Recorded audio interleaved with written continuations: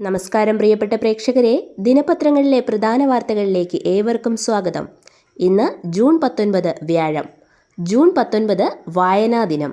എല്ലാ മാന്യ പ്രേക്ഷകർക്കും വായനാ ദിനാശംസകൾ. ദേശീയ വായനാ ദിനാചരണവും വായനാ മാസാഘോഷ തുടക്കവും ഇന്ന് രാവിലെ 10:30 വഴുതക്കാട് ടാഗോർ തിയേറ്ററിൽ മുഖ്യമന്ത്രി പിണറായി വിജയൻ ഉദ്ഘാടനം ചെയ്യും. മന്ത്രി വി ശിവൻകുട്ടി അധ്യക്ഷത വഹിക്കും. കേരളത്തിൽ വായനാ സംസ്കാരം വളർത്തുന്നതിൽ നായകത്വം വഹിച്ച PN പണിക്കരുടെ ചരമദിനമാണ് 1995 മുതൽ സംസ്ഥാന സർക്കാർ വായനാ ദിനമായി ആചരിക്കുന്നത്. PN പണിക്കർ ഫൗണ്ടേഷനാണ് വായനാ ദിനാചരണ മാസാഘോഷ പരിപാടികൾക്ക് നേതൃത്വം നൽകുന്നത്. നിരുപാധികം കീഴടങ്ങണമെന്ന US പ്രസിഡന്റ് ഡൊണാൾഡ് ട്രംപിന്റെ ആവശ്യം ഇറാൻ പരമോന്നത നേതാവ് ആയത്തുള്ള അലി ഖമനയി തള്ളി. അടിച്ചേൽപ്പിക്കുന്ന യുദ്ധത്തോടോ സമാധാനത്തോടോ യോജിപ്പില്ലെന്നും TV പ്രസംഗത്തിൽ അദ്ദേഹം വ്യക്തമാക്കി. സൈനികമായി ഇടപെട്ടാൽ താങ്ങാനാവാത്ത നഷ്ടമാകും US-നുണ്ടാകുകയെന്നും അദ്ദേഹം പറഞ്ഞു. അതേസമയം ഇറാനിലെ 40 കേന്ദ്രങ്ങളിൽ ഇസ്രയേൽ ബോംബിട്ടു. മറുപടിയായി ടെൽ അവീവിലേക്ക് ഇറാനും ബാലിസ്റ്റിക് മിസൈലുകൾ വർഷിച്ചു. യുറേനിയം സമ്പുഷ്ടീകരണ ഉപകരണങ്ങൾ നിർമ്മിക്കുന്ന ടെഹ്റാനിലെ റിസർച്ച് സെന്ററിലും കരാച്ച് നഗരത്തിലെ ഫാക്ടറിയിലും ആക്രമണമുണ്ടായെന്നും രാജ്യാന്തര ആണവോർജ്ജ ഏജൻസി സ്ഥിരീകരിച്ചു.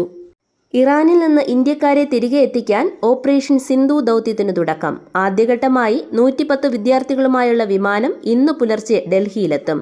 ഇവരിൽ 90 പേരും ജമ്മു കശ്മീരിൽ നിന്നുള്ളവരാണ്. 3 ആഴ്ച നീണ്ട പ്രചാരണ കോലാഹലങ്ങൾക്കൊടുവിൽ നിലമ്പൂർ ഇന്ന് പോളിംഗ് ബൂത്തിലേക്ക്. നിശബ്ദ പ്രചാരണ ദിനമായ ഇന്നലെ സ്ഥാനാർത്ഥികൾ വോട്ടുറപ്പിക്കാനുള്ള അവസാനഘട്ട ഓട്ടപ്പാച്ചിലായിരുന്നു.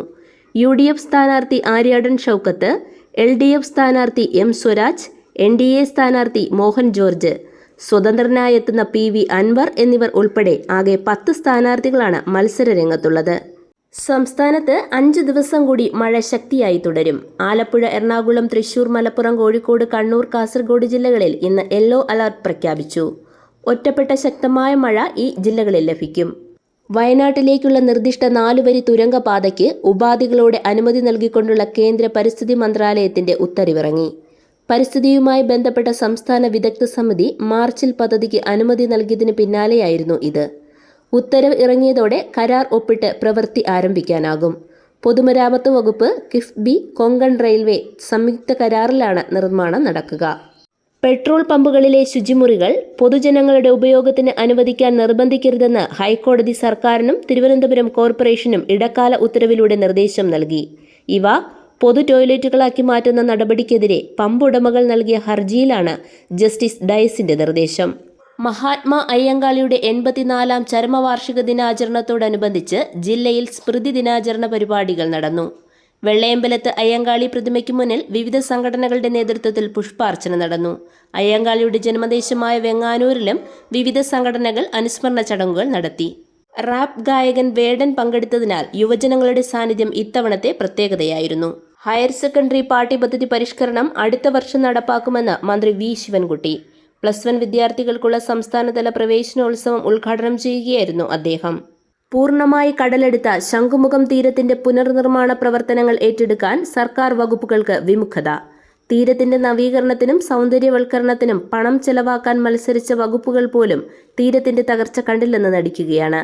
ജില്ലയിൽ ആകെയുള്ള 4 പ്രധാന തീരവിനോദസഞ്ചാര കേന്ദ്രങ്ങളിൽ ഒന്നായിട്ടും ശംഖുമുഖത്തെ പുനരുജ്ജീവിപ്പിക്കാൻ സർക്കാർ ഇടപെടലുകളൊന്നും ഉണ്ടാകുന്നില്ലെന്ന് വിമർശനമുണ്ട്. തീ പൂർണ്ണമായി കെടുത്താനായാൽ സിംഗപ്പൂർ ചരക്ക് കപ്പൽ വാൻഹായിയെ കെട്ടിവലിച്ച് ദുബായിലെ ജബൽ അലി തുറമുഖത്തെത്തിക്കും. അപകടശേഷമുള്ള കപ്പലിന്റെ ചട്ടക്കൂടിന്റെ ഉറപ്പ്, തുറമുഖത്തു നിന്നുള്ള അനുമതികൾ എന്നിവ കൂടി പരിഗണിച്ചാവും ഇക്കാര്യത്തിൽ അന്തിമ തീരുമാനമെടുക്കുകയെന്ന് ഡയറക്ടറേറ്റ് ഓഫ് ഷിപ്പിംഗ് വ്യക്തമാക്കി. പുറംകടലിൽ മുങ്ങിയ എൽസ 3 കപ്പലിൽ അയച്ച കണ്ടെയ്നറിലെ ചരക്ക് സാമഗ്രികൾ നഷ്ടപ്പെട്ടതുമൂലം കൊല്ലത്തെ സാൻസ് കാഷ്യൂ സ്ഥാപനത്തിനുണ്ടായ നഷ്ടത്തിന് സെക്യൂരിറ്റിയായി മെഡിറ്ററേനിയൻ ഷിപ്പിംഗ് കമ്പനി ഹൈക്കോടതിയിൽ 73.79 ലക്ഷം രൂപ കെട്ടിവെച്ചു. സംസ്ഥാനത്ത് പുതുതായി 21 കരിങ്കൽ ക്വാറികൾക്ക് അനുമതി നൽകാൻ മുഖ്യമന്ത്രി പിണറായി വിജയൻ അധ്യക്ഷനായ സംസ്ഥാന വന്യജീവി ബോർഡ് യോഗം തീരുമാനിച്ചു. പ്രവർത്തനാനുമതി നേടിയുള്ള ക്വാറികളിൽ ഭൂരിഭാഗവും ആവാസ വ്യവസ്ഥയ്ക്ക് പ്രത്യാഘാതം സൃഷ്ടിക്കുന്നില്ലെന്ന് ചൂണ്ടിക്കാട്ടിയതോടെയാണ് അനുമതി നൽകിയത്. തിരക്കേറിയ 10 മലയോര വിനോദസഞ്ചാര കേന്ദ്രങ്ങളിലും സംസ്ഥാനത്തെ ഓഡിറ്റോറിയങ്ങൾ, ഹോട്ടലുകൾ, റെസ്റ്റോറന്റുകൾ തുടങ്ങിയവയിലും ഒറ്റത്തവണ ഉപയോഗിക്കുന്ന പ്ലാസ്റ്റിക് നിരോധിക്കാൻ സംസ്ഥാന സർക്കാർ പരിശോധന ശക്തമാക്കും. കൂടുതൽ നിരീക്ഷണ ക്യാമറകൾ സ്ഥാപിക്കും. ഹൈക്കോടതി ഉത്തരവിന്റെ അടിസ്ഥാനത്തിലാണ് തീരുമാനം. 3 വർഷം മുൻപ് കേന്ദ്ര സർക്കാർ സമ്പൂർണ്ണമായി വിലക്കേർപ്പെടുത്തിയിട്ടും സംസ്ഥാനങ്ങളിൽ ഒറ്റത്തവണ പ്ലാസ്റ്റിക് നിരോധനം നടപ്പായില്ല. ഈ വർഷം മെയ് 31 വരെ കേരളത്തിൽ 288 കോടി രൂപയുടെ സൈബർ തട്ടിപ്പ് നടന്നു. 16,201 പരാതികളിലാണ് കേസ് രജിസ്റ്റർ ചെയ്തത്. കഴിഞ്ഞ വർഷം ഈ കാലയളവിൽ 272 കോടി രൂപ നഷ്ടമായി. 288 കോടിയിൽ 43.64 കോടി രൂപ സൈബർ ഡിവിഷന്റെ ഇടപെടലിനെ തുടർന്ന് തിരികെ ലഭിച്ചു. പുതിയ തന്ത്രങ്ങളാണ് തട്ടിപ്പ് സംഘങ്ങൾ പരീക്ഷിക്കുന്നത്. ഫുട്ബോൾ ക്ലബ് ലോകകപ്പിൽ മാഞ്ചസ്റ്റർ സിറ്റിക്ക് വിജയത്തുടക്കം. ഇതോടെ ഇന്നത്തെ ദിനപത്രങ്ങളിലെ പ്രധാന വാർത്തകൾ സമാപിക്കുന്നു. നന്ദി, നമസ്കാരം.